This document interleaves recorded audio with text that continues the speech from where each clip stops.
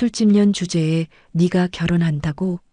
조폭들의 고함이 울려 퍼졌고 누군가는 신부의 드레스를 들쳤습니다. 2년 하체 보니까 밤에 남자들이 얼마 못 버티겠는데? 아, 그래서 예약이 꽉꽉 찼던 거구만. 결혼식은 순식간에 조롱과 폭력의 현장으로 바뀌었습니다. 신랑은 멍하니 증거 사진을 들여다봤고 신부는 억울함에 소리쳤습니다. 저 아니라고요. 그날의 진실, 충격적인 반전이 기다리고 있습니다. 달빛 이야기 지금 시작합니다. 서울 강남의 고급 웨딩홀 안은 따뜻한 조명과 하얀 장미로 장식되어 있었습니다. 김은정은 순백의 웨딩드레스를 입고 웨딩홀 뒤편에 서 있었습니다. 은정은 깊게 숨을 들이쉬며 떨리는 마음을 달래려 했습니다. 아버지가 없어 혼자 버질로드를 걸어야 한다는 사실이 조금 서글펐지만 오늘만큼은 행복한 기분을 놓치고 싶지 않았습니다. 하객석 맨 앞줄에 앉은 김옥부는 딸의 모습을 보며 눈물을 글썽였습니다. 60세의 그녀는 전통시장에서 반찬 가게를 운영하며 경제적 어려움 속에서도 두 딸을 키워냈습니다. 옥분이 손수건으로 눈가를 살짝 닦으며 딸에게 고개를 끄덕여 보였습니다. 힘내, 우리 딸. 하객들이 일제히 일어나 박수를 치며 신부를 맞이했습니다. 은정은 하객들의 축하를 받으며 한 걸음씩 버질로드를 걸어 나갔습니다. 특전사 출신답게 꼿꼿한 자세로 걸어가는 그녀의 모습에서 당당함이 느껴졌습니다. 카메라 플래시가 터지고 축복의 박수 소리가 웨딩홀 안을 가득 채웠습니다. 단상 앞에서 기다리던 박민수는 32세의 중견기업 과장으로 검은색 턱시도를 말끔하게 차려입고 있었습니다. 온화하고 신중한 성격의 그는 3년간 사귀어온 은정이 자신에게 걸어오는 모습을 보며 감격스러워했습니다. 사회자가 하객들을 향해 말했습니다. 오늘 김은정 양과 박민수 군의 결혼식에 참석해 주신 모든 분들께 감사드립니다. 하객들이 조용해지며 사회자의 말에 집중했습니다. 신랑 신부는 서로를 바라보며 미소를 지었습니다. 바로 그때 웨딩홀 뒤쪽 문이 거칠게 열리는 소리가 들렸습니다. 쾅 하는 소리와 함께 찬 바람이 웨딩홀 안으로 들어왔습니다. 모든 사람들이 놀라서 뒤를 돌아보았습니다. 웨딩홀 뒤편에 6명의 남자들이 들어섰습니다. 맨 앞에 선 최두칠은 40대 초반의 건장한 체격으로 얼굴에는 깊게 패인 흉터가 있었습니다. 검은색 정장을 입었지만 넥타이는 풀어 헤쳐져 있었고 그의 뒤를 따르는 부하들 역시 험악한 인상을 하고 있었습니다. 하객들이 일제히 뒤를 돌아보며 술렁이기 시작했습니다. 최두칠이 웨딩홀 중앙으로 성큼성큼 걸어가며 큰 소리로 외쳤습니다. 김은정, 어디 있어, 김은정. 그의 목소리가 웨딩홀 전체를 울렸고 하객들이 웅성거리며 불안해했습니다. 은정이 당황한 표정으로 그들을 바라보았습니다. 최두칠의 부하 중 하나가 은정을 발견하고 손가락으로 가리켰습니다. 형님, 저기 있습니다. 최두칠이 은정을 향해 다가가며 비웃는 듯한 표정을 지었습니다. 부하들이 그를 따라 단상 쪽으로 몰려갔고 하객들은 자리에서 일어나 뒤로 물러섰습니다. 최두칠은 버질로드 한가운데에서 은정을 노려보며 하객들을 향해 일부러 큰 소리로 외쳤습니다. 야, 김은정. 술집년 주제에 신분 세탁 싹 하고 결혼하려고 하네. 은정이 얼굴을 붉히며 당황해했습니다. 지금 무슨 소리 하시는 거예요? 저는 그런 일 한 적 없어요. 남의 결혼식장에서 이게 뭐 하는 짓이에요? 최두칠이 코웃음을 치며 주머니에서 서류 뭉치를 꺼냈습니다. 뭔 개소리야. 너 김은정 맞잖아? 제가 김은정은 맞는데 저는 술집에서 일한 적 없다고요. 그 순간 부하 중 하나가 사진들을 흔들며 소리쳤습니다. 뻔뻔하게 어디서 발뺌하냐? 여기 증거도 있는데. 그들이 펼쳐 보인 사진에는 술집에서 일하는 자신의 모습이 찍혀 있었습니다. 뭔가 이상하다고 느낀 은정이 사진을 자세히 보려 했지만 최두칠이 재빨리 걷어들였습니다. 최두칠이 사채 계약서를 흔들며 말했습니다. 여기 내 이름으로 빌린 돈이 1억이야. 어디서 돈 안 갚고 튈라 그래. 하객들이 웅성거리며 충격받은 표정을 지었습니다. 민수가 은정을 바라보며 믿을 수 없다는 듯한 눈빛을 보냈습니다. 은정아, 대체 이게 다 무슨 소리야? 은정이 진짜 억울한 표정으로 민수에게 말했습니다. 오빠, 이거 나 아니야. 나도 진짜 어이가 없는데 진짜 나 아니라고. 그리고 곧바로 조폭들을 향해 날선 목소리로 외쳤습니다. 당신들 누군데 대체? 난 당신들 처음 본다고. 남의 결혼식 와서 이게 무슨 짓이야? 최두칠의 부하가 큰 소리로 웃었습니다. 아니, 지난주에도 너 2차 나갔잖아. 내가 데려다 줬고.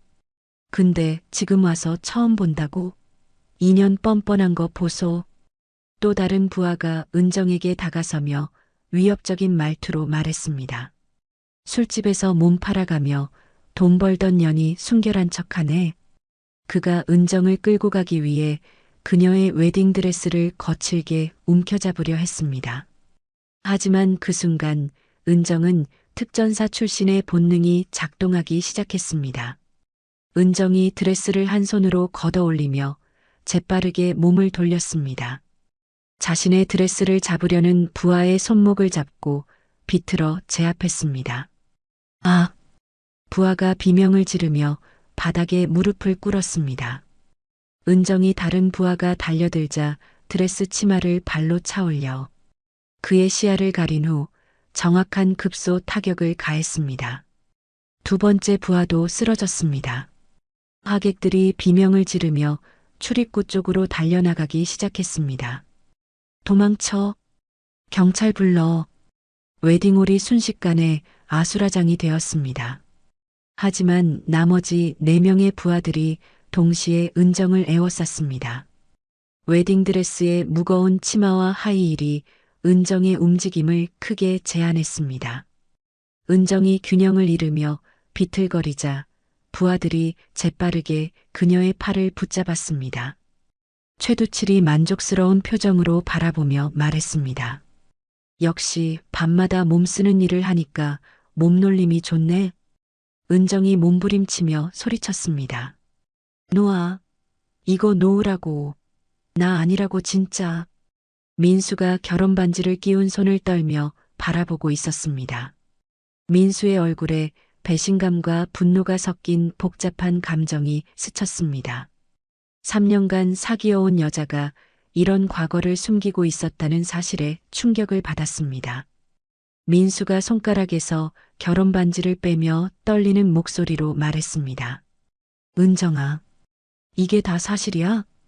은정이 절망적인 표정으로 민수를 바라보며 울부짖었습니다. 오빠 아니야. 정말 아니야. 나 좀 믿어줘. 나 진짜 억울해. 하지만 민수는 결혼 반지를 바닥에 던지며 돌아섰습니다. 결혼 반지가 대리석 바닥에 떨어져 쨍그랑 하는 소리를 냈습니다. 그리고는 하객들과 함께 웨딩홀을 떠나기 시작했습니다. 은정이 절규하며 그를 부르고 있었지만 그는 뒤도 돌아보지 않고 떠났습니다. 최두칠이 은정에게 다가서며 위협적인 목소리로 말했습니다. 끝까지 모른 척하네. 빚 갚을 때까지 넌 아무데도 못 도망가.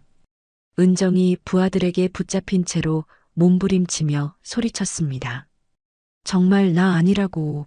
너네들 누군데 남의 결혼식을 이렇게 망치냐고. 최두칠이 비웃으며 손가락으로 은정의 턱을 들어 올렸습니다. 와, 2년 이거 연기가 거의 여자 주연급이네. 적당히 해라 좀. 부하들이 은정의 양팔을 더욱 단단히 붙잡았습니다. 은정이 필사적으로 저항하려 했지만 제대로 힘을 쓸 수 없었습니다. 부하 중 하나가 은정의 다리를 들어 올리며 말했습니다. 형님, 2년 하체 힘 보니까 밤에 남자들 기어 나갔겠는데요. 또 다른 부하가 비아냥대듯 말을 받았습니다. 그래서 예약이 꽉꽉 찼던 거구만. 그때 하객석에서 옥분이 뛰어나왔습니다. 60세의 그녀는 평소보다 훨씬 빠른 걸음으로 남자들한테 달려왔습니다. 옥분이 두 손을 모으며 애원했습니다. 그만해요. 경찰 부를 거예요. 최두칠이 옥분을 힐끗 보며 코웃음을 쳤습니다. 불러 이 아줌마야. 아직 안 불렀어? 옥분이 은정에게 달려가려 했지만 부하 하나가 그녀를 가로막았습니다. 어이 아줌마 위험하니까 그냥 거기 계셔. 옥분이 눈물을 흘리며 소리쳤습니다. 우리 은정이를 놔줘요. 제발. 최두칠이 짜증스럽다는 듯 손을 흔들었습니다. 시끄럽게 떠들지 말고 딸년이 빚진 거 대신 갚을 거면 1억을 가져오든가. 웨딩홀 안은 이미 대부분의 하객들이 떠난 상태였습니다. 몇몇 사람들만이 멀리서 휴대폰으로 이 상황을 촬영하고 있었습니다. 웨딩홀 직원들은 구석에 숨어서 상황을 지켜보고 있었습니다. 최두칠이 부하들에게 고개를 끄덕였습니다. 자, 이제 가자.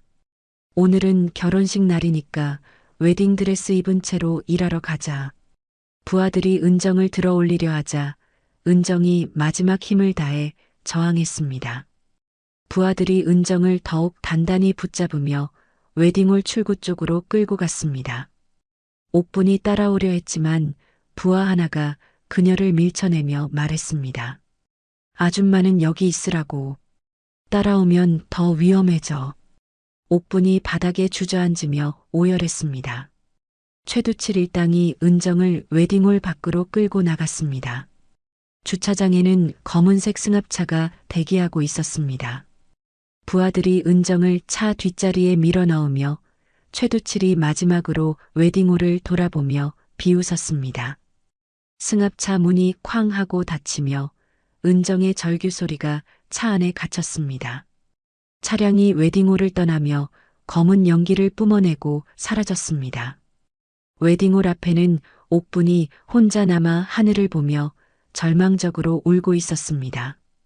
웨딩홀에 경찰차 사이렌 소리가 울려 퍼졌습니다. 2대의 순찰차가 급하게 주차장에 멈춰 섰고 4명의 경찰관이 뛰어내렸습니다. 이미 조폭들이 은정을 데리고 사라진 지 5분이 지난 후였습니다. 웨딩홀 안은 엉망진창이 되어 있었습니다. 김영사가 웨딩홀 안으로 들어서며 상황을 파악했습니다. 40대 중반의 그는 20년 경력의 베테랑 수사관이었습니다. 옥분이 구석에 앉아서 계속 흐느끼고 있었고 몇몇 웨딩홀 직원들이 떨고 있었습니다. 김영사가 옥분에게 다가가며 부드러운 목소리로 말했습니다. 어머님, 진정하시고 무슨 일이 있었는지 말씀해 주세요.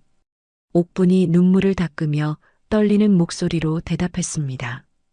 우리 딸이, 우리 은정이가 그놈들한테 끌려갔어요. 김영사가 수첩을 꺼내며 상황을 기록하기 시작했습니다. 몇 명이었고 어떤 차를 타고 갔는지 기억나시나요?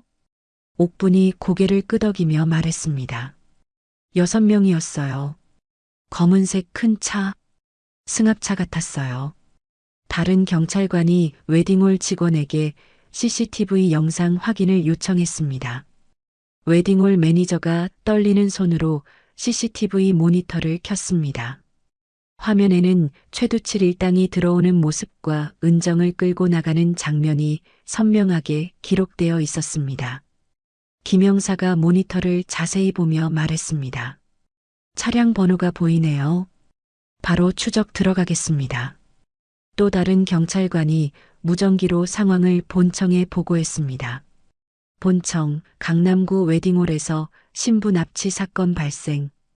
용의자 차량 번호 확인됨. 무전기에서 알겠습니다.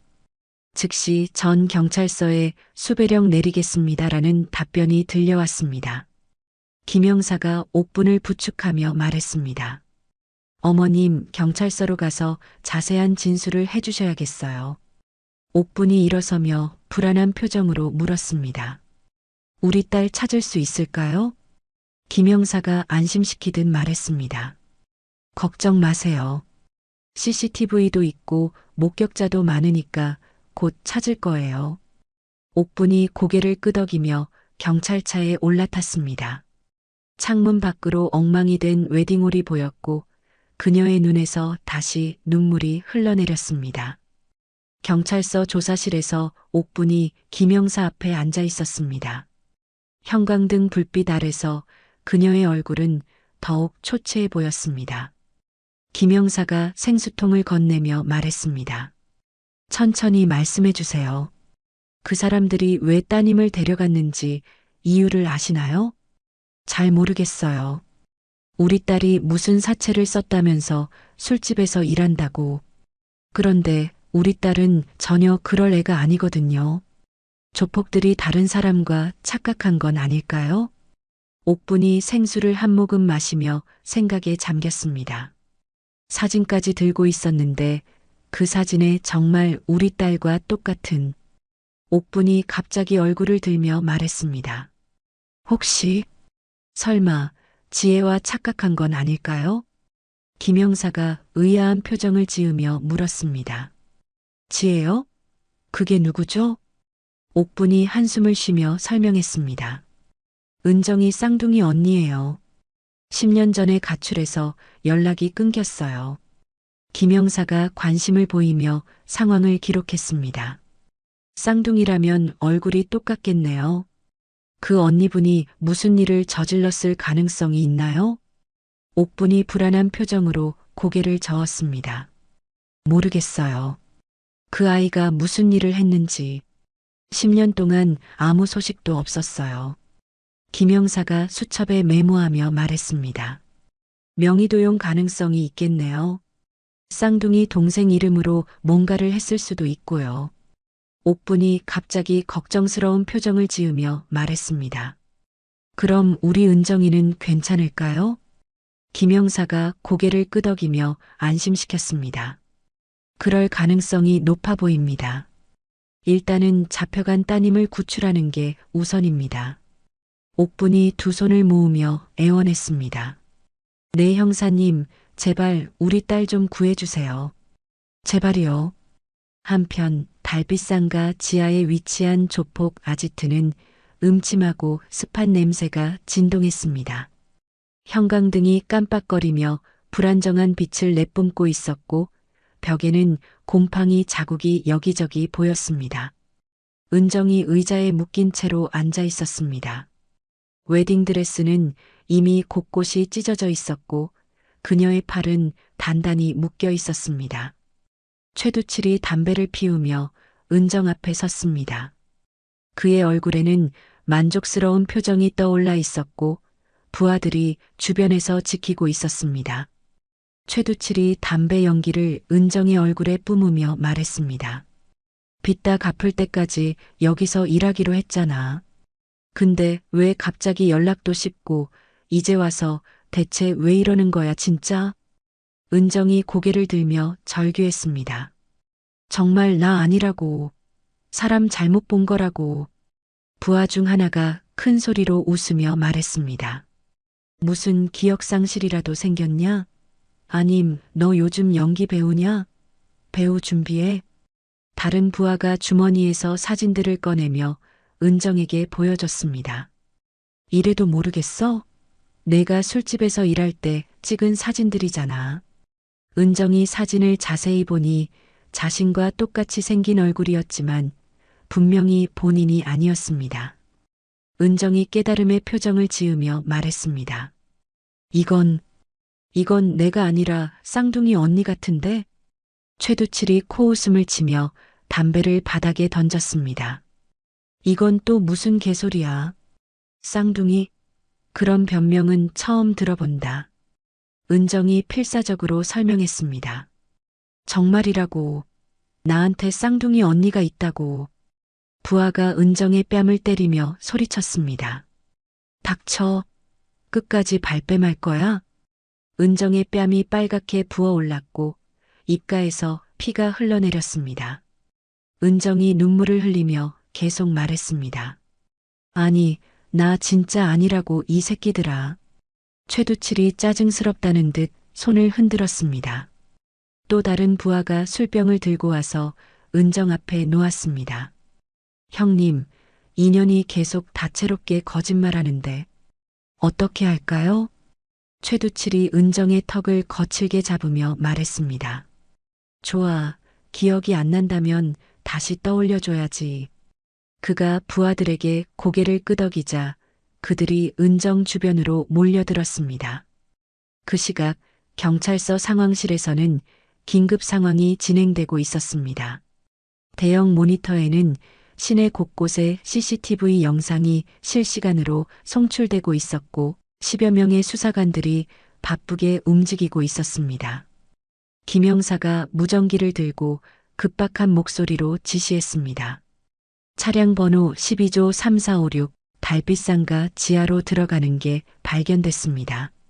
관제 요원이 키보드를 빠르게 두드리며 대답했습니다. 위치 확인됐습니다. 특공대 즉시 출동하겠습니다. 검은색 경찰 특공대 차량 세대가 사이렌을 울리며 달빛상가로 향했습니다. 특공대원들은 방탄조끼를 착용하고 무장을 완료한 상태였습니다. 특공대장 박준호가 무전기로 상황을 확인했습니다. 목표 지점 500m 전방. 모든 팀 준비 완료. 무전기에서 김 형사의 목소리가 들려왔습니다. 피해자의 안전이 최우선입니다. 조심해서 접근하세요. 특공대 차량들이 상가 앞에 조용히 정차했습니다. 특공대원들이 차에서 내려 건물을 포위하기 시작했습니다. 박준호가 수신호로 팀원들에게 지시하며 모든 출입구를 차단했습니다. 한 특공대원이 지하로 내려가는 계단을 발견하고 손짓으로 알렸습니다. 박준호가 고글을 착용하고 계단 입구에서 내부 상황을 살폈습니다. 지하 아지트에서는 조폭들이 술을 마시며 놀고 있었습니다. 최두칠이 소주잔을 기울이며 부하들과 이야기하고 있었고 은정은 여전히 구석에 묶여 있었습니다. 부하 중 하나가 창문 쪽을 보며 말했습니다. 형님, 밖이 좀 어수선한 것 같은데요? 최두칠이 술에 취한 목소리로 대답했습니다. 뭔 소리야, 원래 이 시간엔 여기가 다 시끌벅적하지. 바로 그때 지하 출입문이 쾅 하고 박살나며 특공대원들이 우르르 들어왔습니다. 경찰이다. 모두 엎드려. 최두칠이 깜짝 놀라 소주병을 떨어뜨렸고 부하들이 당황해서 이리저리 뛰어다녔습니다. 박준호가 확성기를 들고 소리쳤습니다. 무기를 버리고 손을 머리 위로 올려. 부하들 중 몇 명이 저항하려 했지만 특공대원들의 빠른 제압에 금세 쓰러졌습니다. 최두칠이 테이블 아래로 숨으려 했지만 특공대원 2명이 재빠르게 그를 붙잡았습니다. 우리가 뭘 잘못했다고 이래. 박준호가 최두칠의 팔을 비틀며 수갑을 채웠습니다. 납치 및 감금 혐의로 체포한다. 은정이 의자에 묶인 채로 혼란을 지켜보다가 기회를 놓치지 않았습니다. 팔이 묶여 있었지만 특전사 훈련으로 단련된 그녀는 몸을 비틀며 일어났습니다. 가장 가까이 있던 부하가 도망치려다가 은정과 마주쳤습니다. 은정이 팔이 묶인 채로도 발로 그의 배를 차서 넘어뜨렸습니다. 다른 부하가 은정에게 달려들었지만 은정이 발차기로 그의 무릎을 정확히 가격했습니다. 아! 부하가 바닥에 쓰러지며 무릎을 움켜잡았습니다. 박준호가 은정에게 다가가 밧줄을 풀어주며 말했습니다. 괜찮으세요? 다친 곳은 없나요? 은정이 손목을 비비며 안도의 한숨을 쉬었습니다. 네, 괜찮아요. 정말 고맙습니다. 특공대원들이 조폭들에게 모두 수갑을 채워 연행 준비를 했습니다. 최두칠이 끌려가면서도 은정을 노려보며 소리쳤습니다. 2년 기억해둬. 우리가 쉽게 포기할 줄 알아? 은정이 당당하게 그를 바라보며 대답했습니다. 내가 나 아니라고 했지. 콩밥이나 처먹어라. 지하 아지트 밖으로 나오자 옥분이 경찰차에서 내려 은정에게 달려왔습니다. 은정아, 우리 딸, 괜찮아? 다친 데는 없어? 옥분이 은정을 끌어안으며 울음을 터뜨렸습니다. 은정도 어머니의 품에 안기며 그동안 참았던 눈물을 흘렸습니다. 엄마, 저 괜찮아요. 정말 괜찮아요. 김영사가 다가와서 은정에게 말했습니다. 수고 많으셨습니다. 이제 진술만 받으면 모든 게 끝날 거예요. 은정이 고개를 끄덕이며 물었습니다. 아무래도 언니가 사채를 빌린 것 같아요. 네, 안 그래도 어머님 진술을 통해 김지혜 씨의 명예 도용 사건 쪽으로 가닥을 잡았습니다. 언니는 찾았나요? 김영사가 아직 찾지 못했다는 표정으로 고개를 저었습니다. 아직이지만 곧 찾을 거예요. 걱정 마세요. 서울 외곽의 다세대 주택, 거실에서 은정이 소파에 앉아 있었습니다. 찢어진 웨딩드레스는 벗고 평상복으로 갈아입었지만 얼굴에는 아직 충격의 흔적이 남아 있었습니다. 옥분이 따뜻한 꿀차를 끓여와 은정 앞에 놓았습니다. 은정아, 이거 마셔. 몸이 놀랐을 텐데. 은정이 차를 한 모금 마시며 한숨을 쉬었습니다. 거실 TV에서는 뉴스가 나오고 있었습니다. 오늘 오후 강남의 한 웨딩홀에서 결혼식 중이던 신부가 조폭들에게 납치되는 사건이 발생했습니다. 화면에는 웨딩홀 앞에 혼란스러운 모습과 경찰차들이 보였습니다. 은정이 리모컨으로 TV를 끄며 말했습니다. 하루 종일 이것만 나오네. 옥분이 은정 옆에 앉으며 걱정스러운 표정을 지었습니다.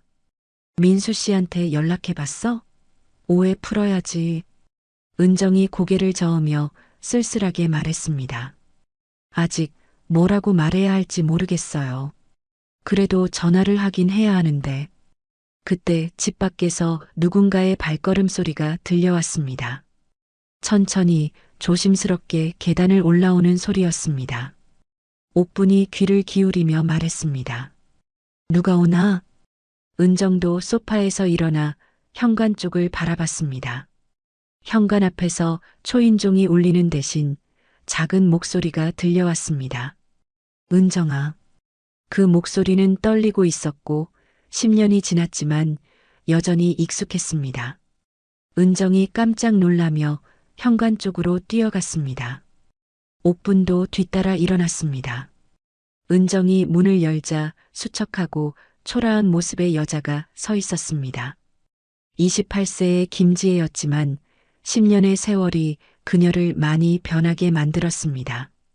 얼굴은 은정과 똑같았지만 눈가에는 깊은 피로가 서려 있었고 옷차림도 남루했습니다. 지혜가 고개를 들며 떨리는 목소리로 말했습니다. 은정아, 나야. 은정이 입을 벌린 채 말없이 언니를 바라봤습니다. 10년 동안 그리워했던 쌍둥이 언니가 눈앞에 나타났지만 예상했던 것과는 너무 다른 모습이었습니다.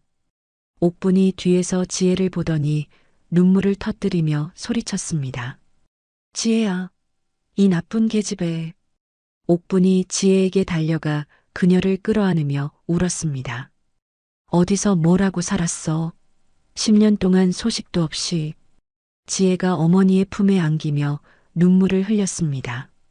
엄마, 미안해요. 정말 미안해요. 옥분이 지혜의 등을 두드리며 화를 내면서도 그리움을 표현했습니다. 은정이 현관문을 닫고 지혜를 바라보며 복잡한 감정을 느꼈습니다. 반가움과 원망, 그리고 걱정이 뒤섞인 마음이었습니다. 지혜가 은정을 보며 고개를 숙였습니다. 은정아, 나 때문에 이런 일이 생겼어. 미안해. 옥분이 지혜를 놓으며 따져 물었습니다. 도대체 무슨 일이야? 지혜가 바닥을 보며 참회하는 목소리로 말했습니다. 내가 은정이 명의로 돈을 빌렸어요. 옥분이 믿을 수 없다는 표정으로 물었습니다. 왜 그런 짓을 했어? 지혜가 무릎을 꿇으며 눈물을 흘렸습니다. 미안해. 정말 미안해. 다른 방법이 없었어. 은정이 언니 앞에 앉으며 손을 잡았습니다. 언니, 일단 들어와. 차근차근 얘기해봐. 지혜가 고개를 들며 은정을 바라봤습니다. 너, 나를 용서할 수 있어? 은정이 복잡한 표정을 지으며 말했습니다. 일단 무슨 일이 있었는지 들어볼게. 옥분이 지혜를 부축하며 거실로 데려갔습니다. 지혜가 소파에 앉으며 10년간 참았던 이야기를 시작할 준비를 했습니다. 모든 걸 다 말할게. 그동안 내가 어떻게 살았는지. 2014년 서울 외곽의 작은 다세대 주택에서 쌍둥이 자매의 웃음소리가 들려왔습니다. 당시 18세였던 은정과 지혜는 고등학교 2학년이었지만 여전히 서로를 아끼는 자매였습니다. 집안은 가난했지만 두 자매는 서로가 있어 행복했습니다. 부모님은 생계비 문제로 자주 다퉜지만 자매들은 서로를 의지하며 어려움을 견뎌내고 있었습니다. 소심했던 은정은 어려서부터 학교에서 종종 친구들의 괴롭힘을 받곤 했습니다. 그럴 때마다 활발하고 강했던 언니 지혜가 나섰습니다. 지혜는 거침없이 은정을 괴롭히는 친구들 앞을 막아섰습니다. 내 동생 건드리지 마. 지혜의 당당한 모습에 친구들은 더 이상 은정을 괴롭히지 못했습니다. 은정은 그런 언니가 자랑스러웠고 언니에게 항상 고마워했습니다. 학교에서 돌아온 은정이 현관에서 신발을 벗으며 한숨을 쉬었습니다. 그녀의 운동화 밑창에는 큰 구멍이 뚫려 있었고 비 오는 날이면 발가락이 젖어들었습니다. 지혜가 은정의 운동화를 보며 걱정스러운 표정을 지었습니다. 은정아, 이거 너무 심하게 뚫렸는데? 은정이 괜찮다는 듯 웃으며 대답했습니다. 괜찮아. 조금만 더 참으면 돼. 지혜가 자신의 운동화를 보며 말했습니다. 내 거랑 바꿔 신어. 은정이 고개를 저으며 거절했습니다. 아니야, 안 그래도 돼, 언니. 지혜가 자신의 운동화를 벗으며 억지로 은정에게 내밀었습니다. 발이 커서 나한테는 안 맞아. 너한테 더 잘 맞을 거야. 지혜의 발은 은정의 발보다 훨씬 작았지만 은정을 위해 신발을 바꿔줬습니다. 다음 날 아침 지혜는 구멍 뚫린 운동화를 신고 학교에 갔습니다. 친구들이 그녀의 운동화를 보며 수군거렸지만 지혜는 아무렇지 않다는 듯 웃었습니다. 지혜야, 신발 어떻게 된 거야? 한 친구가 지혜의 운동화를 가리키며 놀리듯 말했습니다. 지혜가 밝게 웃으며 대답했습니다. 통풍 잘 되잖아. 여름에 좋아. 어느 날 밤 부모님이 생활비 문제로 큰 소리로 다투고 있었습니다. 이달 전기세도 못 낸 상황에서 어떻게 애들 학비를 대? 아버지의 거친 목소리가 집안을 울렸습니다. 어머니 옥분이 울먹이며 대답했습니다. 그래도 애들 고등학교는 졸업은 시켜야지. 은정이 방에서 이 소리를 들으며 무서워 떨고 있었습니다. 지혜가 은정의 손을 잡고 조용히 말했습니다. 은정아, 옥상으로 올라가자. 두 자매가 옥상으로 올라가자 밤하늘에는 별들이 반짝이고 있었습니다. 지혜가 밤하늘을 바라보며 따뜻한 목소리로 말했습니다. 은정아, 저 별들 봐. 얼마나 예쁘냐. 은정이 언니의 품에 안겨 별을 바라봤습니다. 지혜가 계속해서 말했습니다. 세상에 힘든 일이 있어도 나는 항상 내 편이야. 지혜가 은정의 어깨를 토닥이며 약속했습니다. 절대 너 혼자 안 놔둬. 내가 항상 지켜줄게. 은정이 안심하며 언니에게 기댔습니다. 언니가 있어서 나는 무서운 게 없어. 지혜가 미소 지으며 말했습니다. 그래, 우리 둘이 있으면 뭐든 할 수 있어. 아래층에서는 여전히 부모님의 다투는 소리가 들려왔지만 두 자매는 서로를 의지하며 어려움을 견뎠습니다. 지혜가 은정의 머리를 쓰다듬으며 말했습니다. 은정아, 나중에 우리가 다 커서 돈 많이 벌면 엄마 아빠 편하게 해드리자. 은정이 고개를 끄덕이며 대답했습니다. 응, 꼭 그렇게 하자. 그때는 두 자매 모두 이런 약속을 지킬 수 있을 거라고 믿었습니다. 서로가 있는 한 어떤 어려움도 이겨낼 수 있다고 생각했습니다. 하지만 곧 닥쳐올 시련에 대해서는 아무도 예상하지 못했습니다. 그날 밤 옥상에서 바라본 별빛처럼 그들의 행복도 언젠가는 사라질 운명이었습니다. 어느 날 지혜는 1학년 후배 하나가 학교 계단 모서리에서 울고 있는 것을 발견했습니다. 후배의 교복은 찢어져 있었고 얼굴에는 멍자국이 있었습니다. 지혜가 후배에게 다가가며 걱정스럽게 물었습니다. 야, 너 괜찮아? 누가 그랬어? 후배가 고개를 들며 눈물을 닦았습니다. 선배, 2학년 언니들이 돈을 달라고 했는데 없다고 했더니 지혜의 얼굴에 분노가 일어났습니다. 어디 있어? 그 새끼들 어디 있냐고? 후배가 떨리는 손으로 화장실 쪽을 가리켰습니다. 지혜가 성큼성큼 화장실로 향했고 그곳에서 2학년 3명이 담배를 피우고 있었습니다. 그들 중 리더격인 라니가 지혜를 보며 비웃었습니다. 이게 누구야? 3반 김지혜 아니야? 지혜가 당당하게 그들 앞에 섰습니다. 야, 1학년 때리고 돈 뺏는 게 재밌냐? 라니가 담배를 바닥에 던지며 위협적으로 다가왔습니다. 2년이 같이 몇 번 놀아주니까 맘먹으려고 하네. 내가 뭔데? 지혜가 전혀 물러서지 않고 맞섰습니다. 후배 괴롭히는 거 그만해. 더하면 선생님한테 일러 바친다. 다른 친구가 큰 소리로 웃으며 말했습니다. 2년 완전 웃기네. 지가 무슨 정의의 사도인 줄 아나? 라니가 갑자기 지혜의 머리채를 잡았습니다. 야, 내가 뭔 상관이야. 넌 그냥 짜져 있어. 지혜가 그의 손을 뿌리치며 소리쳤습니다. 나 후배한테 사과해. 라니가 화가 나서 지혜를 밀쳤고 지혜가 벽에 부딪혔습니다. 인연이 정말 죽고 싶나 보네. 바로 그때 다른 학생들이 화장실로 들어왔습니다. 일이 커질 것 같아 라니와 그의 일당들은 도망쳤습니다. 목격한 학생들 중 일부는 지혜가 친구들과 싸우는 모습만 봤습니다. 다음 날 아침 지혜가 교무실로 불려갔습니다. 생활지도 담당 김 선생님이 심각한 표정으로 지혜를 바라봤습니다. 김지혜, 어제 화장실에서 무슨 일이 있었는지 설명해봐. 지혜가 당당하게 대답했습니다. 선생님, 2학년들이 1학년 후배를 괴롭히고 있어서 말렸습니다. 김 선생님이 의심스러운 눈빛으로 물었습니다. 애들은 내가 걔네들하고 싸웠다고 하던데? 지혜가 답답해하며 설명했습니다. 그게 아니라 제가 후배를 도와준 거예요. 하지만 김 선생님은 지혜의 평소 행실을 문제 삼았습니다. 내가 평소에 워낙 싸돌아다니고 남학생들과도 자주 어울리잖아.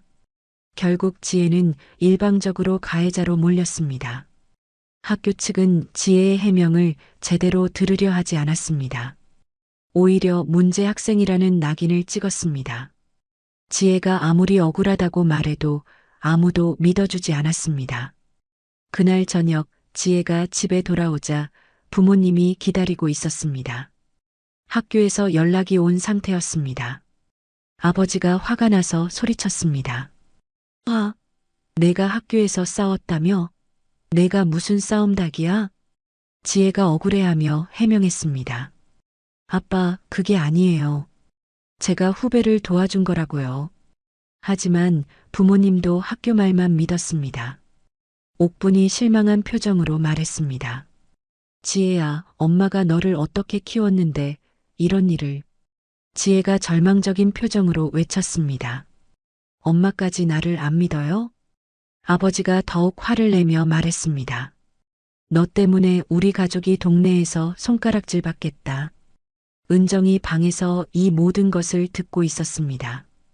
그녀는 지혜가 그런 사람이 아니라는 걸 알고 있었습니다. 하지만 소심한 성격 때문에 그리고 괜히 나서서 가해자들에게 찍히지는 않을까 무서워서 지혜를 옹호하지 못했습니다. 지혜가 혼자 모든 비난을 감당하는 모습을 보며 죄책감을 느꼈지만 용기를 내지 못했습니다. 늦은 밤 지혜는 자신의 방에서 작은 가방에 옷가지를 넣고 있었습니다. 형광등 불빛 아래서 그녀의 얼굴은 창백했고 눈가는 울어서 빨갛게 부어 있었습니다. 가족마저 자신을 믿어주지 않는다는 사실에 깊은 절망감을 느꼈습니다. 지혜가 서랍에서 용돈으로 모았던 작은 돈뭉치를 꺼내 가방에 넣었습니다. 지혜가 거울을 보며 중얼거렸습니다. 아, 그냥 다 싫다. 그녀의 목소리는 쓸쓸하고 체념에 가득 차 있었습니다. 평생 가족을 위해 살아왔지만 정작 아무도 자신 편에 서주지 않는다고 생각했습니다. 지혜가 가방 지퍼를 닫으며 마지막으로 방을 둘러봤습니다. 옆 침대에서는 은정이 깊게 잠들어 있었습니다. 지혜가 은정의 곁으로 조용히 다가가 앉았습니다. 은정의 평화로운 잠든 얼굴을 보며 미안한 마음이 들었습니다. 지혜가 은정의 이마에 손을 대며 속삭였습니다. 은정아, 언니가 약속을 지키지 못해서 미안해. 지혜가 눈물을 흘리며 계속 말했습니다. 언니가 항상 너를 지켜주겠다고 했는데 이제 그럴 수 없을 것 같아. 은정이 잠결에 몸을 뒤척였지만 깨어나지는 않았습니다. 지혜가 은정의 손을 살짝 잡으며 마지막 인사를 했습니다. 혼자서도 잘 살아야 해. 지혜가 책상 위에 편지 한 장을 남겨뒀습니다. 편지에는 죄송합니다. 모두 건강히 잘 지내세요. 라고 짧게 적혀 있었습니다. 지혜가 가방을 메고 방문을 조용히 열었습니다. 방문을 닫으며 부모님 방을 바라봤지만 이미 불이 꺼져 있었습니다. 현관에서 신발을 신으며 지혜는 한 번 더 집안을 돌아봤습니다. 18년 동안 살았던 집이지만 이제는 더 이상 자신의 자리가 없다고 느꼈습니다. 지혜가 현관문 손잡이를 잡고 잠시 망설였습니다. 하지만 가족들의 실망한 표정과 차가운 시선이 떠오르며 마음을 굳혔습니다. 지혜가 문을 조용히 열고 밖으로 나섰습니다. 차가운 밤 공기가 얼굴을 스쳤고 가로등만이 외로운 길을 비추고 있었습니다. 지혜가 뒤돌아보지 않고 어둠 속으로 걸어갔습니다. 다음 날 아침 은정이 일어나 언니의 빈 침대를 발견했습니다.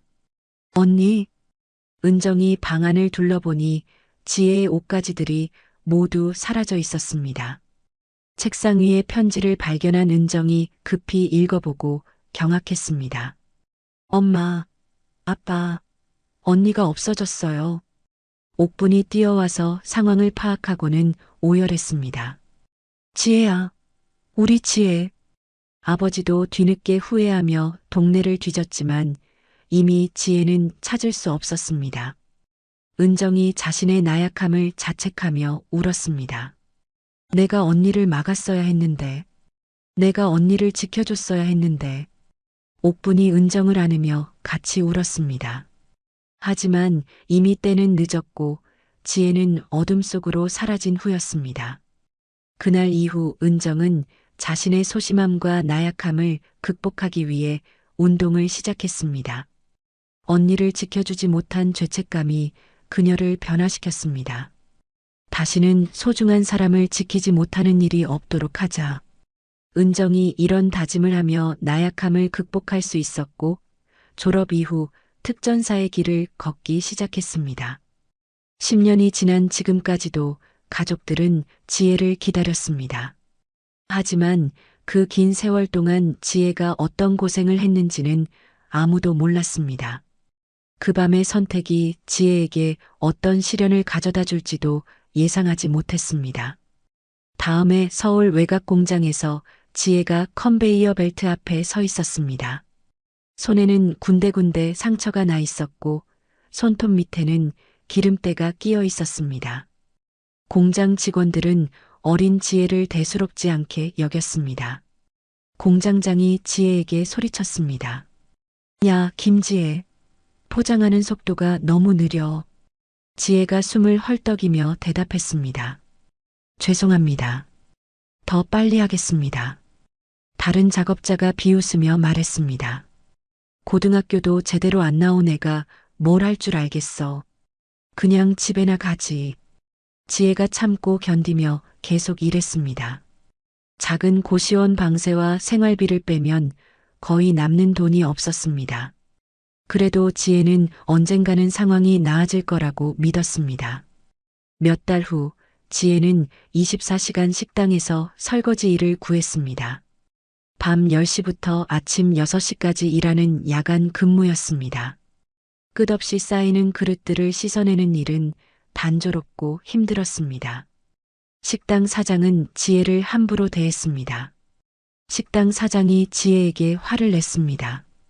야, 설거지도 제대로 못해?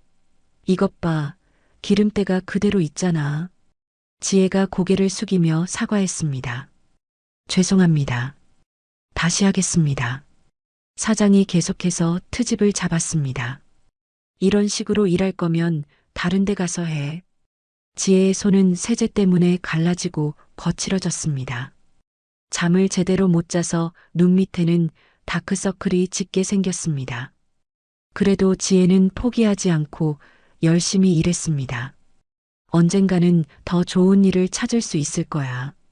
이런 생활을 하던 어느 날 지혜가 갑자기 심한 복통을 느꼈습니다. 병원에 가니 맹장염이 심각한 상태까지 진행되어 있었습니다. 의사가 심각한 표정으로 말했습니다. 복막염까지 번져서 큰 수술을 해야 합니다. 지혜가 떨리는 목소리로 물었습니다. 수술비는 얼마나 들까요? MRI도 찍어야 하고 특수 항생제도 써야 해서. 의사는 각종 검사와 고가의 치료를 권했습니다. 결국 청구된 병원비는 800만 원이었습니다. 지혜가 은행에 대출을 신청했지만 불안정한 소득 때문에 거절당했습니다. 소득 증빙이 안 되시네요. 대출이 어렵습니다. 절망한 지혜는 신용카드 현금 서비스와 할부를 이용할 수밖에 없었습니다.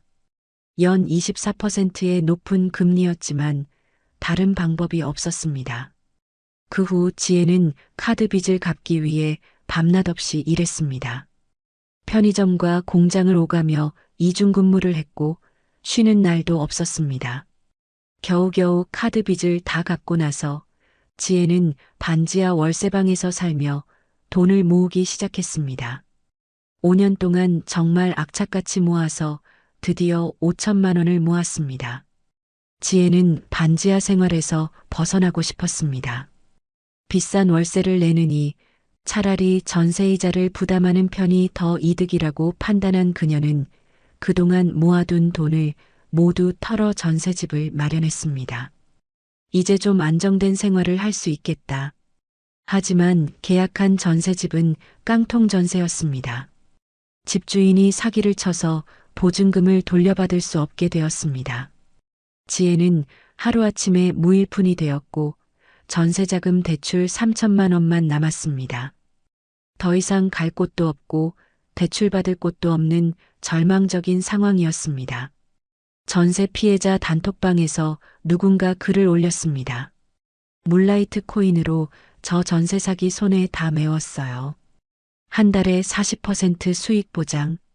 지혜는 처음에는 의심했지만 상황이 너무 절망적이었습니다. 문 사장이라는 사람과 만나기로 했고 그는 람보르기니를 타고 나타났습니다. 저도 전세 사기 당했다가 이걸로 인생 역전했어요. 문 사장이 화려한 그래프를 보여주며 설명했습니다. 복리의 마법이에요. 한 달에 40%씩 1년이면 원금의 50배가 됩니다. 지혜가 미심쩍어 하자 문 사장이 자신의 코인 지갑을 보여주며 제안했습니다. 저도 처음엔 안 믿었어요. 근데 보세요. 저 1년 만에 지금 이렇게 된 거예요. 문 사장이 자신의 차를 가리키며 말했습니다. 못 믿겠으면 일단 100만 원만 넣어보세요. 한 달 후에 140만 원 되어 있다니까요. 결국 지혜는 마지막 희망이라 생각하고 남은 돈을 모두 탈탈 털어 100만 원을 투자했습니다. 한 달 후 정말로 계좌에 140만 원이 찍혀 있었습니다. 지혜가 흥분해서 문 사장에게 연락하자 그가 말했습니다. 돈 빼지 마세요. 그대로 두면 다음 달에 196만 원이 될 거예요. 실제로 다음 달에는 196만 원이 되어 있었습니다. 지혜는 완전히 확신하게 되었습니다. 문 사장이 지혜에게 속삭였습니다. 큰 돈을 벌려면 시드머니가 중요해요. 만약 지혜님이 1억을 넣었으면 지금 거의 2억이 있는 거잖아요. 이럴 땐 주변에 돈을 빌려서라도 투자하는 게 인생 역전할 수 있는 마지막 기회일 거예요. 문 사장의 말에 설득당한 지혜가 대출을 알아봤지만 이미 전세자금 대출이 있어서 은행 대출은 불가능했습니다. 사채업자들도 지혜의 신용으로는 돈을 빌려주지 않았습니다. 절망한 지혜가 마지막 방법을 생각해냈습니다. 수소문 끝에 다른 사채업자에게 가서 동생 은정의 이름과 주민번호를 댔습니다. 5월 이자 20%입니다. 살인적인 이자였지만 이름과 주민번호만으로 빌릴 수 있는 곳은 이곳밖에 없어서 어쩔 수 없이 동의했습니다. 물라이트 수익률이 훨씬 높다고 믿었던 지혜는 그 정도 이율은 충분히 감당할 수 있다고 믿었습니다. 그렇게 1,000만 원을 빌려서 모두 물라이트 코인에 투자했습니다. 지혜는 다음 달 수익 정산일만을 기다리며 행복한 꿈에 빠져 있었습니다. 1,000만 원이 1,400만 원이 되면 사채 이자 200만 원을 내고도 200만 원이 남는 계산이었습니다. 이제 정말 인생이 바뀔 거야. 지혜는 매일 계좌를 확인하며 설렜습니다. 하지만 수익 정산일이 되어도 돈이 입금되지 않았습니다. 지혜가 급하게 문 사장에게 연락했지만 전화는 계속 꺼져 있었습니다. 문자도 읽지 않았고 카카오톡도 차단되어 있었습니다. 결국 지혜는 문 사장의 명함에 있는 사무실을 찾아갔지만 그곳은 빈 건물이었습니다. 경비원이 말했습니다. 그런 사람은 여기 온 적이 없는데요. 그제야 지혜는 모든 것이 사기였다는 것을 깨달았습니다. 1,000만 원은 물론이고 처음에 넣었던 100만 원도 모두 날아갔습니다. 하지만 사채 이자는 매달 200만 원씩 나가고 있었습니다. 지혜는 절망에 빠져 며칠 동안 아무것도 하지 못했습니다. 어떻게 이런 일이? 한 달 후 사채업자들이 지혜를 찾아왔습니다. 최두칠이 위협적인 목소리로 말했습니다. 김은정, 이자는 언제 갚을 거야? 지혜가 떨리는 목소리로 대답했습니다. 조금만 더 시간을 주세요. 돈을 구해보겠습니다. 최두칠이 비웃으며 말했습니다. 시간? 이미 한 달이나 늦었잖아. 결국 지혜는 조폭들의 압박에 못 이겨 그들이 운영하는 술집에서 일하게 되었습니다. 돈 못 갚으면 우리 업소에서 일해. 지혜는 매일 밤 술집에서 손님들을 상대하며 술을 따라야 했습니다. 손님들이 추궁거려도 참아야 했고 모욕적인 말을 들어도 웃어야 했습니다. 하루 종일 일해도 받는 돈은 얼마 되지 않았습니다. 몇 개월이 지난 후 지혜가 최두칠에게 물었습니다. 제가 갚을 돈이 얼마나 남았나요? 최두칠이 장부를 보며 비웃었습니다. 줄기는커녕 더 늘어났어 지혜가 믿을 수 없다는 표정으로 물었습니다. 어떻게 그럴 수가 있어요? 최두칠이 담배를 피우며 설명했습니다. 이자가 불어나는 속도가 내가 일해서 갚는 속도보다 빠르거든. 부하들이 큰 소리로 웃으며 말했습니다. 이자에 네 숙식비에 우리도 남는 게 거의 없어. 지혜가 절망적인 표정으로 최두칠을 쳐다봤습니다. 최두칠이 음흉하게 웃으며 말했습니다. 이 속도로는 평생 갚을 수 없어. 다른 방법을 써야지. 부하가 지혜에게 다가서며 말했습니다. 몸을 팔아서라도 갚아야 할 것 같은데? 지혜가 화를 내며 소리쳤습니다. 그런 건 절대 할 수 없어요. 최두칠이 위협적으로 말했습니다. 그럼 평생 우리 밑에서 일해야지. 다른 방법이 없잖아. 지혜는 그날 밤 술집에서 나와 골목길을 걸으며 생각했습니다. 이대로는 정말 평생 벗어날 수 없겠다. 그녀는 조폭들로부터 도망치기로 결심했습니다. 차라리 도망쳐서 새로 시작하자. 2024년 10월 지혜는 마침내 술집에서 도망쳤습니다. 일주일 동안 찜질방과 고시원을 전전하며 숨어 지냈습니다. 그러던 중 뉴스에서 동생의 납치 소식을 보게 됐습니다. 결혼식 중이던 신부 김모 씨가 조폭들에게 납치당했습니다. 지혜는 충격을 받았습니다. 지혜가 TV 앞에서 오열했습니다. 은정아, 나 때문에. 그녀는 자신의 잘못으로 동생이 고통받는다는 사실에 견딜 수 없었습니다. 지혜는 더 이상 숨어 있을 수 없다고 결심했습니다. 동생을 구하기 위해서라도 나타나야 했습니다. 그래서 지혜는 집 앞에 나타났습니다. 10년간의 고생이 그녀를 완전히 바꿔놓았습니다. 한때 활발하고 의협심 강했던 소녀는 이제 수척하고 지친 여인이 되어 있었습니다. 하지만 동생에 대한 사랑만은 변하지 않았습니다. 지혜의 긴 고백이 끝나자 거실에는 무거운 침묵이 흘렀습니다. 10년간의 고난사를 들은 은정과 옥분의 얼굴에는 복잡한 감정이 스쳐 지나갔습니다. 지혜는 여전히 고개를 숙이고 있었고 눈물이 바닥에 떨어지고 있었습니다. 옥분이 먼저 입을 열며 떨리는 목소리로 말했습니다. 우리가 그때 널 믿어줬어야 했는데. 지혜가 고개를 들며 어머니를 바라봤습니다. 엄마, 이제 그런 건 중요하지 않아요. 지혜가 자리에서 일어나 무릎을 꿇었습니다. 내가 동생 명의로 사채를 쓴 건 변명할 수 없는 잘못이에요. 은정이 언니를 일으켜 세우려 했지만 지혜는 완고하게 무릎을 꿇은 채였습니다. 지혜가 결연한 표정으로 말했습니다. 경찰서에 가서 자수하겠어요. 은정이 깜짝 놀라며 말했습니다. 언니, 그럴 필요 없어. 이미 조폭들은 다 잡혔어. 지혜가 고개를 저으며 대답했습니다. 그게 아니야. 명의도용은 내가 저지른 범죄야. 그놈들이 다시 풀려나면 은정이 너한테 또 채권 추심을 할 거야. 정상화를 해야 해. 옥분이 지혜의 손을 잡으며 눈물을 흘렸습니다. 그때 우리가 널 믿어줬어야 했는데. 엄마가 미안하다. 지혜가 어머니의 손을 꽉 잡으며 말했습니다. 엄마, 이제 과거는 됐어요. 중요한 건 앞으로예요. 은정도 언니의 다른 손을 잡으며 눈물을 글썽였습니다. 언니가 나를 그렇게 아껴줬는데 내가 언니를 지켜주지 못했어. 지혜가 은정을 바라보며 미안한 표정을 지었습니다.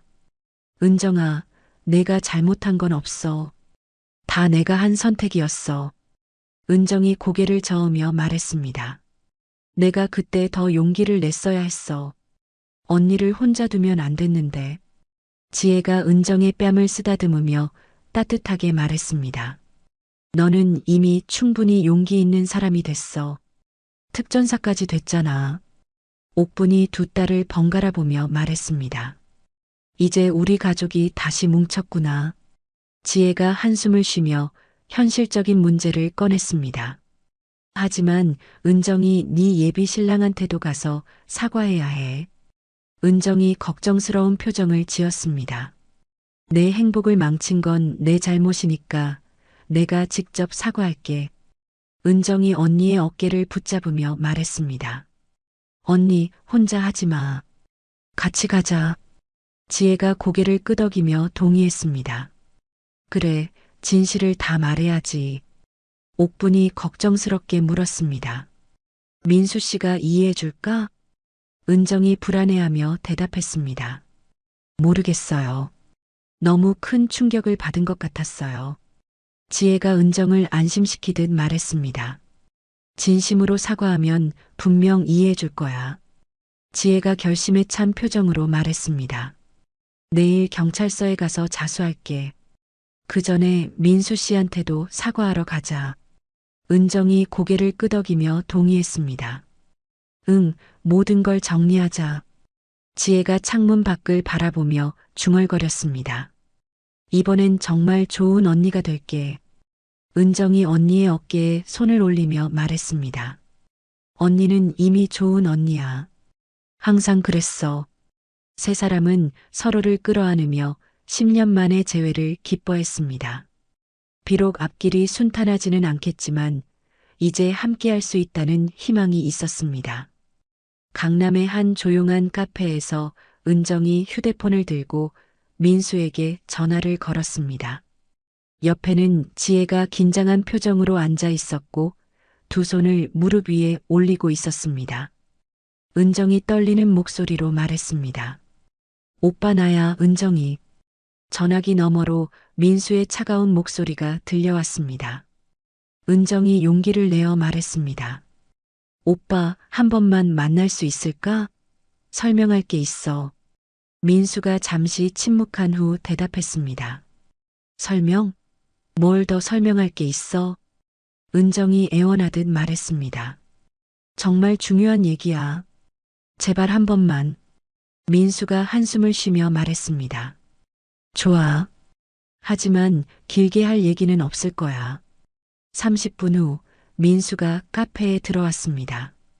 평소와 달리 얼굴이 거칠어 보였고 눈가에는 피로가 서려 있었습니다. 민수가 은정과 지혜를 번갈아 보며 놀란 표정을 지었습니다. 아니 이게 뭐야? 쌍둥이야? 지혜가 무릎을 꿇으며 말했습니다. 죄송합니다. 정말 죄송합니다. 민수가 당황하며 지혜를 일으켜 세우려 했습니다. 일어나세요. 사람들이 봐요. 하지만 지혜는 완강하게 무릎을 꿇은 채였습니다. 제가 저지른 일 때문에 은정이와 민수 씨가 피해를 봤습니다. 민수가 의자에 앉으며 복잡한 표정을 지었습니다. 정말 은정 씨 쌍둥이가 맞나요? 은정이 고개를 끄덕이며 설명했습니다.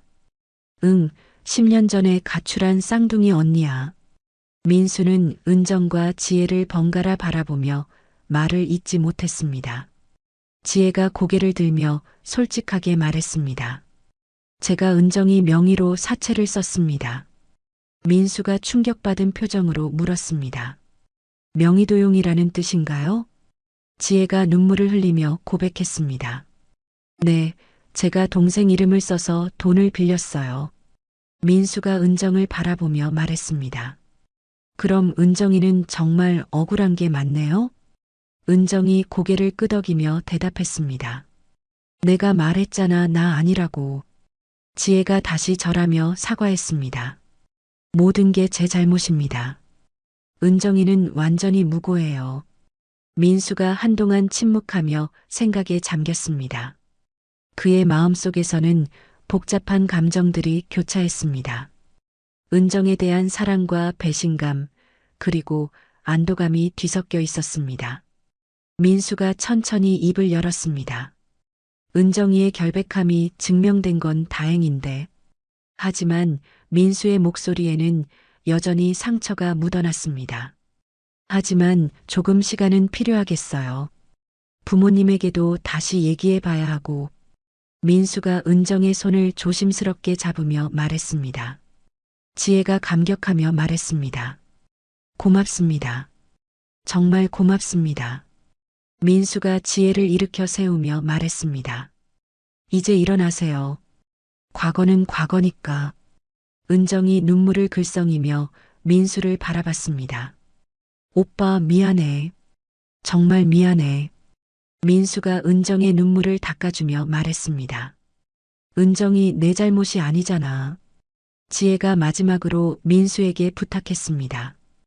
은정이를 잘 부탁드립니다. 민수가 진지하게 대답했습니다.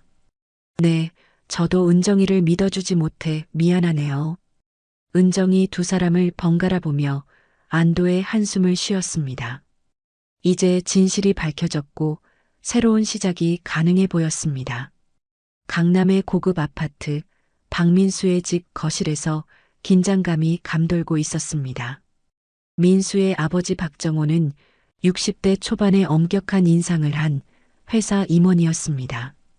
어머니 이순희는 50대 후반으로 품위 있는 외모를 하고 있었지만 지금은 분노로 얼굴이 일그러져 있었습니다. 민수가 부모님 앞에 앉아 사건의 전말을 설명하고 있었습니다. 박정호가 테이블을 주먹으로 치며 소리쳤습니다. 무슨 소리야? 그런 가족과 다시 결혼하겠다고?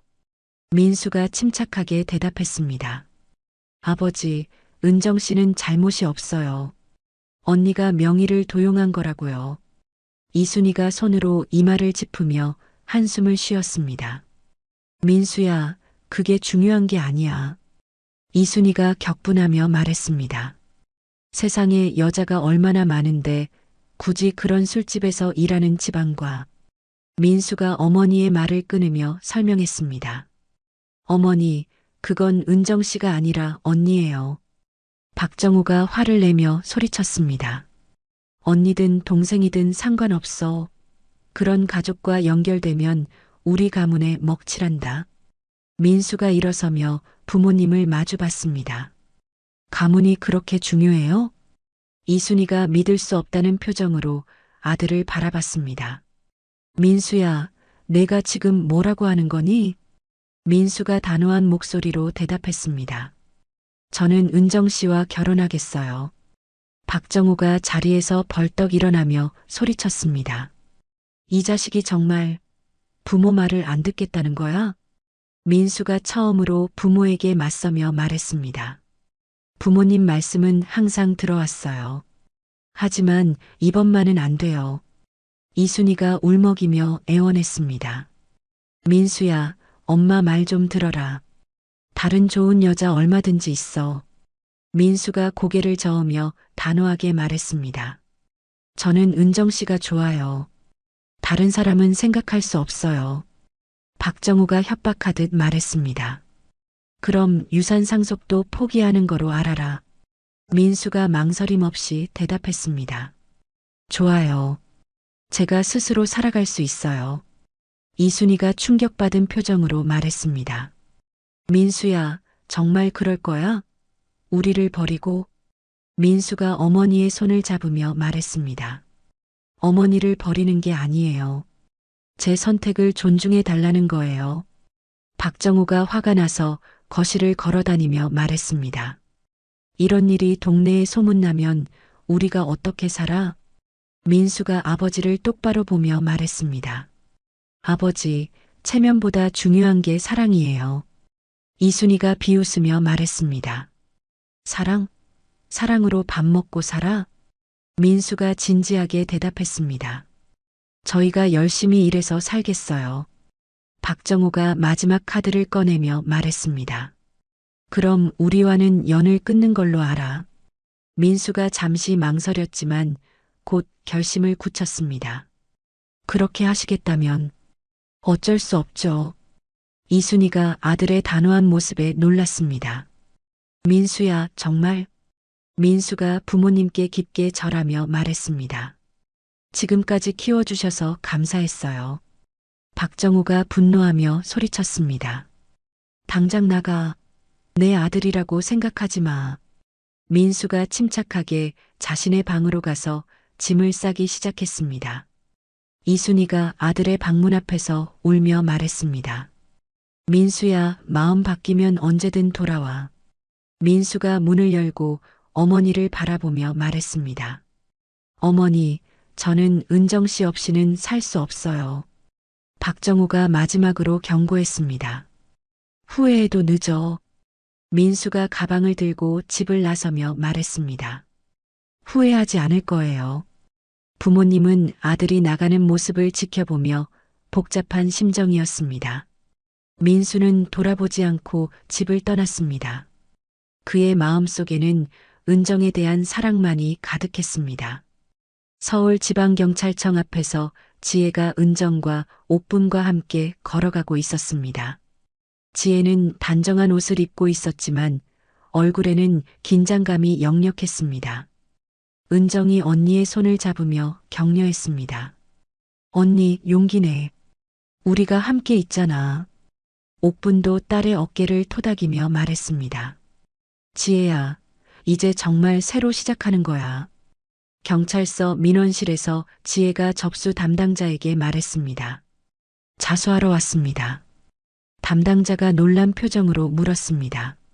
자수요? 어떤 사건 때문에? 지혜가 차분하게 대답했습니다. 명의도용과 사문서 위조입니다. 김 형사가 지혜를 조사실로 안내했습니다. 김지혜 씨 맞죠? 며칠 전 동생분 사건 때문에 수소문하고 있었습니다. 지혜가 고개를 끄덕이며 말했습니다. 네, 제가 은정이 명의로 사채를 빌렸습니다. 김 형사가 수첩을 꺼내며 진술을 받기 시작했습니다. 언제부터 명의를 도용하셨나요? 지혜가 솔직하게 모든 것을 털어놨습니다. 김 형사가 자세한 경위를 기록하며 감탄했습니다.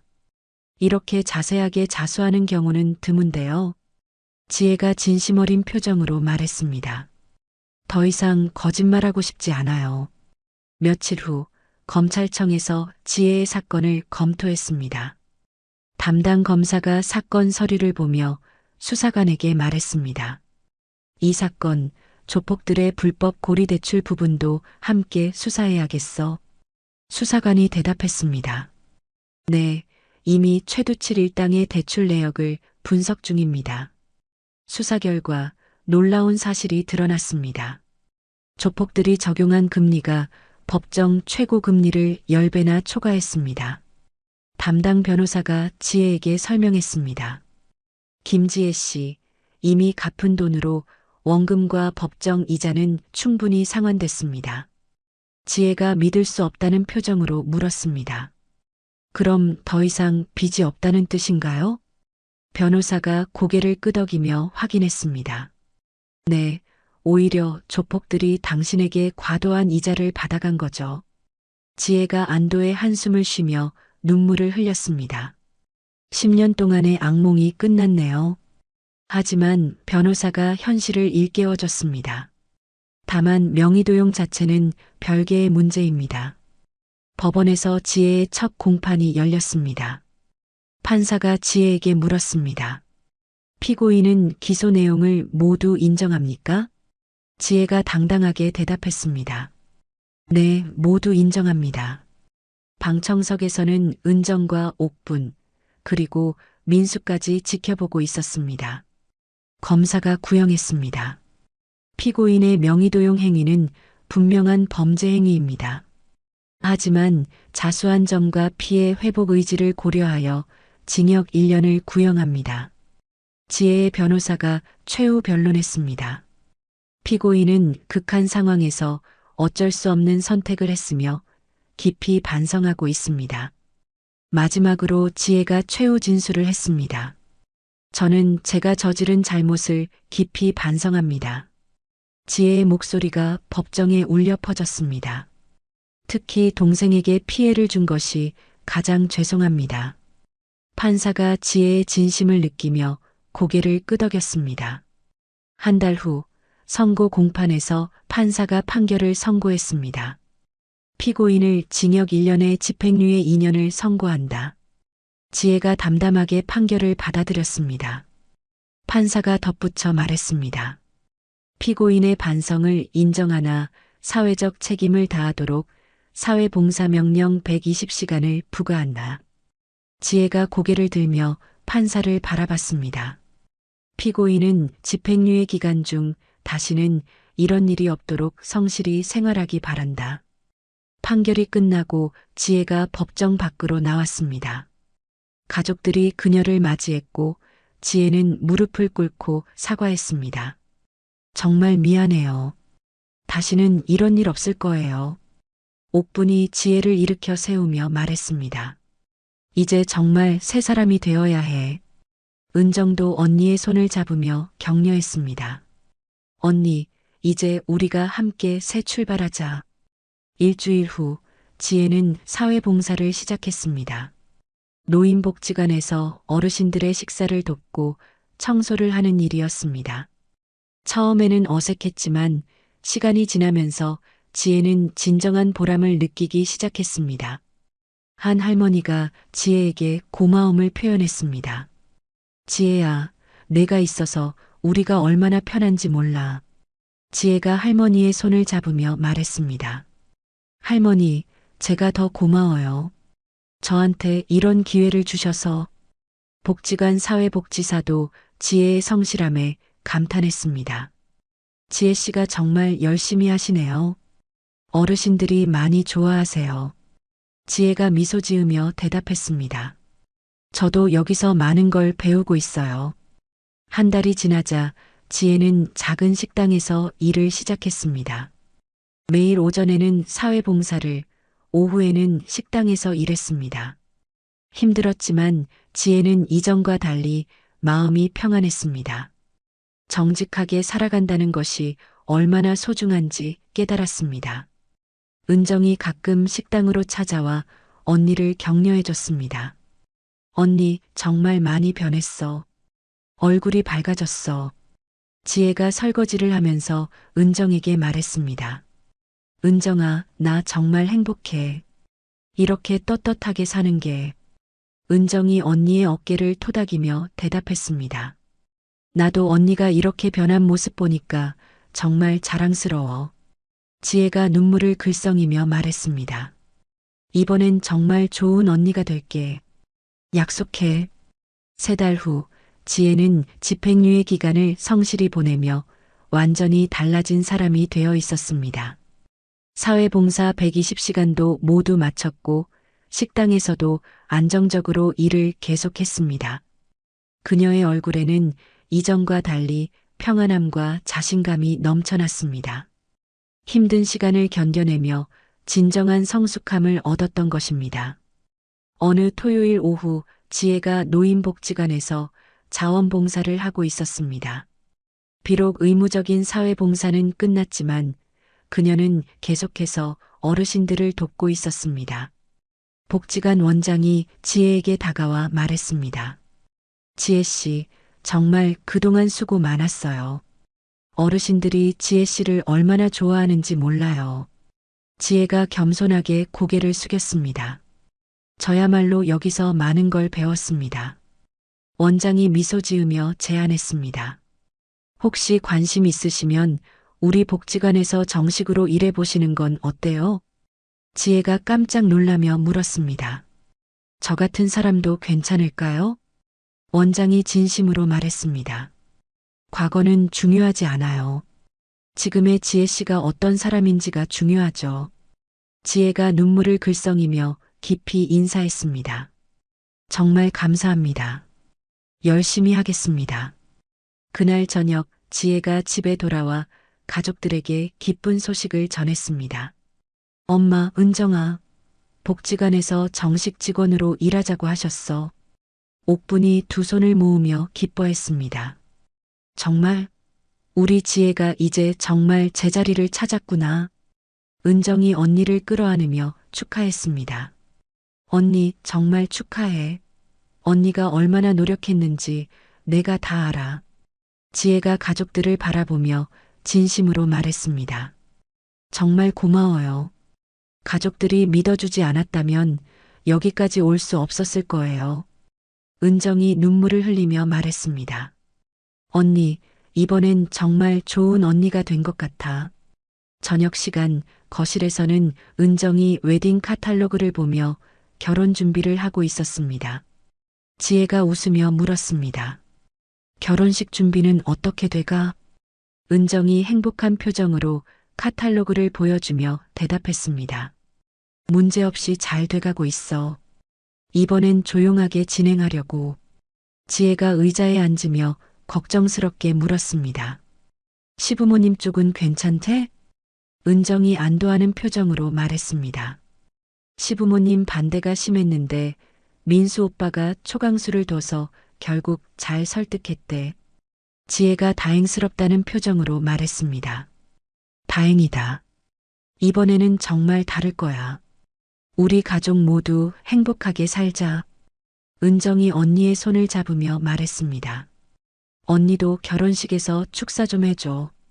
지혜가 눈물을 글썽이며 고개를 끄덕였습니다. 물론이지. 내가 세상에서 제일 예쁜 신부를 축복해 줄게. 세 사람의 웃음소리가 작은 집안을 가득 채웠습니다. 서울 외곽의 작은 교회에서 은정과 민수의 두 번째 결혼식이 준비되고 있었습니다. 3개월 전 화려했던 웨딩홀과는 달리 이곳은 소박하지만 따뜻한 분위기였습니다. 교회 안에는 가족과 가까운 친구들 30여 명만이 참석했습니다. 은정이 간소한 웨딩드레스를 입고 교회 뒤편에서 준비하고 있었습니다. 지혜가 언니로서 은정의 면사포를 정리해주며 말했습니다. 은정아, 정말 예뻐. 은정이 거울을 보며 미소 지었습니다. 언니가 옆에 있으니까 마음이 든든해. 옥분이 두 딸을 바라보며 감격했습니다. 이렇게 다시 결혼식을 할 수 있을 줄 누가 알았겠어. 지혜가 어머니의 손을 잡으며 말했습니다. 엄마, 이번엔 정말 행복한 결혼식이 될 거예요. 교회 앞쪽에서는 민수가 단정한 정장을 입고 기다리고 있었습니다. 그의 곁에는 절친한 친구들이 함께 있었고 모두들 축복의 미소를 지었습니다. 민수의 친구가 그에게 말했습니다. 민수야, 정말 행복해 보인다. 민수가 친구들을 바라보며 대답했습니다. 전과는 완전히 다른 기분이야. 이번엔 진짜야. 하객석에는 은정의 동료 특전사들도 참석했습니다. 그들은 정장을 입고 있었지만 여전히 군인다운 자세를 유지하고 있었습니다. 한 동료가 다른 동료에게 속삭였습니다. 은정이 정말 고생 많이 했는데 이제 행복해지겠네. 다른 동료가 고개를 끄덕이며 대답했습니다. 그래, 이런 결혼식이 진짜 의미 있는 거지. 목사님이 제단 앞에 서서 하객들을 바라봤습니다. 60대의 자애로운 목사님은 온화한 미소를 지으며 말했습니다. 오늘 이 자리에 모인 모든 분들께 감사드립니다. 하객들이 숙연한 표정으로 목사님을 바라봤습니다. 진정한 사랑은 시련을 통해 더욱 깊어집니다. 결혼 행진곡이 울려 퍼지며 은정이 입장했습니다. 이번에는 지혜가 은정의 팔짱을 끼고 함께 걸었습니다. 아버지 대신 언니가 은정을 민수에게 인도하는 모습이었습니다. 하객들이 일어나 박수를 치며 신부를 맞이했습니다. 은정의 얼굴에는 이전과는 비교할 수 없는 평온함과 행복이 가득했습니다. 지혜가 은정을 민수에게 인도하며 그의 손을 잡아줬습니다. 민수 씨, 우리 은정이를 잘 부탁드려요. 민수가 진심으로 고개를 끄덕이며 대답했습니다. 제가 평생 행복하게 하겠습니다. 지혜가 은정에게 속삭였습니다. 행복해야 해. 언니는 항상 내 편이야. 목사님이 두 사람을 바라보며 설교를 시작했습니다. 사랑은 때로 시련을 통해 시험받지만 진정한 사랑은 모든 것을 이겨냅니다. 은정과 민수가 서로를 바라보며 손을 꽉 잡았습니다. 오늘 이 두 분이 보여준 것처럼 진실과 용서가 있다면 어떤 어려움도 극복할 수 있습니다.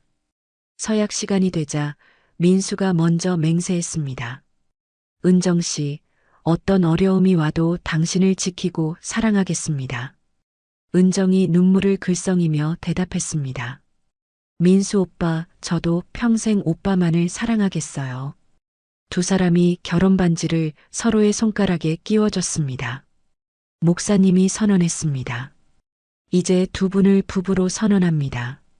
민수와 은정이 서로를 바라보며 키스했습니다. 하객들이 일제히 박수를 치며 축하했습니다. 옥분이 감격하여 눈물을 흘렸고 지혜도 행복한 미소를 지었습니다. 결혼식이 끝나고 작은 피로연이 교회 부속 건물에서 열렸습니다. 지혜가 직접 준비한 음식들이 테이블에 차려져 있었습니다. 은정이 지혜에게 다가와 꽃다발을 건넸습니다. 언니 고마워. 정말 고마워. 지혜가 꽃다발을 받으며 눈물을 흘렸습니다. 나를 용서해줘서 고마워. 두 자매가 서로를 끌어안으며 진정한 화해의 순간을 나눴습니다. 옥분이 두 딸과 사위를 바라보며 말했습니다. 이제 우리 가족이 정말 완전해졌구나. 민수가 장모님께 정중하게 인사했습니다. 어머님 잘 모시겠습니다.